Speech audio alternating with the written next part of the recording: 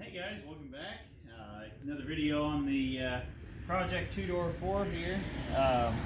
So as you can tell by this steaming pile here in front of the car, we just used the dry ice and isopropyl alcohol method to remove all the factory sound deadening out of this thing. So we just finished this up here a few minutes ago, and yeah, it's looking pretty good. That everything came out pretty easily. There wasn't really any fight.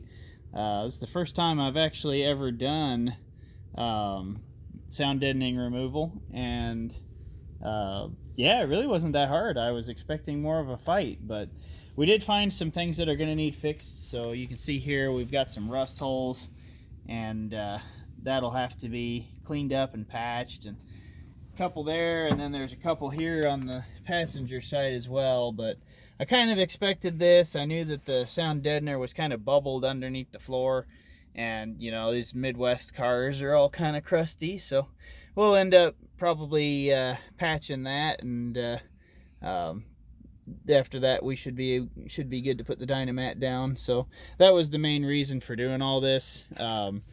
You know, this factory sound deadening was pretty crusty and nasty, and I kind of want to just do a nice uniform application of Dynamat in here, and we should be good. We'll get some on the tunnel here. There wasn't real good coverage with the factory stuff, so I'm really hoping that a good application of Dynamat over this tunnel will help fix the problem of how much heat there is in the summertime coming off of it. So if we have to, I can make a heat shield to go underneath here, but there's really not very much clearance, so I kind of hope that I don't have to do that.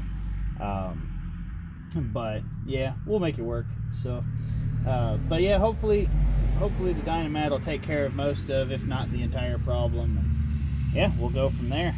So but yeah, the next thing to do is going to be taking a look at these rust issues and fixing these couple of spots here. It won't be any big deal. So while this is all out, I also need to fix my fuel gauge. That shouldn't be a big deal either. It's just going to take some time, and yeah, we'll get it done. So anyway, besides this, we also got the hydraulic power steering stuff deleted. You can see over here we've got a pretty big slew of stuff that came out. All of this is the hydraulic side of things. So this is basically a complete power steering system as far as the engine bay is concerned. And yeah, you can see there's quite a bit of stuff that we removed. And you know, all of this plus the factory column came out and was replaced just with that electric column. So even if, you know, you didn't have the adjustability that comes with the electric column, I think it would still be a good thing to do, just because you're pulling all this stuff out of your bay. It's weight reduction. It makes it look better in the engine bay.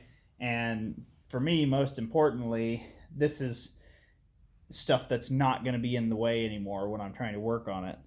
Because for me, I think the ease of being able to work on something is probably the most important thing to me. So, but yeah, you can see here all of the stuff that is removed. The reservoir used to be mounted right here. The pump used to be right here.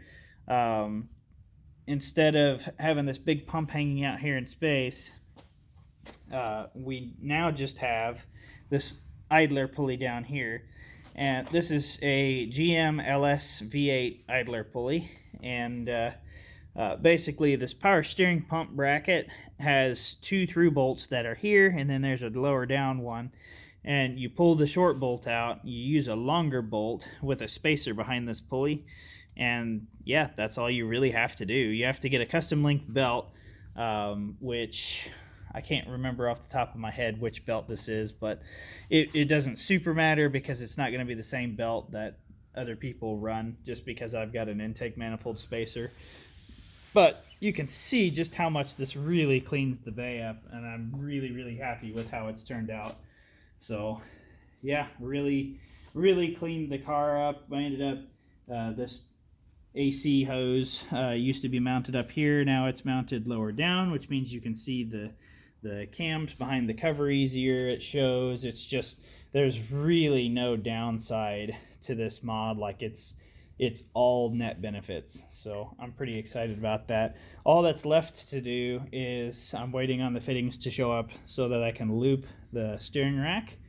Right now the fittings are just open, so if I turn the wheels lock to lock, it can make a mess on the floor in here. So I'm not, you know, doing too much with it. I definitely am not street driving it until that's taken care of, but it doesn't super matter because I don't have an interior. So, but yeah, hopefully by the springtime we'll have all this stuff together, and yeah, I really think that this is gonna make a drastic difference to the car overall. So I'm really excited, but we'll see what else we end up doing with it while it's apart. I removed the harness bar out of the back that used to be in there. I never had any harnesses to put on it, and I still haven't bought any, so I really felt like it was it just really didn't need to be there. It worked well as a GoPro mount, but we haven't really done a whole lot of shooting videos as far as driving in the car. I did that one drag strip video, or those couple of drag strip videos, but so far that's been it. So I really don't think that I need that harness bar in there. So we're gonna just remove that, I think, for now. I may put it back in, but I really don't think I will. The plan, what I'd like to do is to put either a 4-point or a 6-point cage in. If we do go with a 6-point, the door, it's going to have really low door bars so that it doesn't affect the streetability. But I don't think that's going to be in the cards for this year. We'll just have to wait and see. So, but yeah, it's coming right along.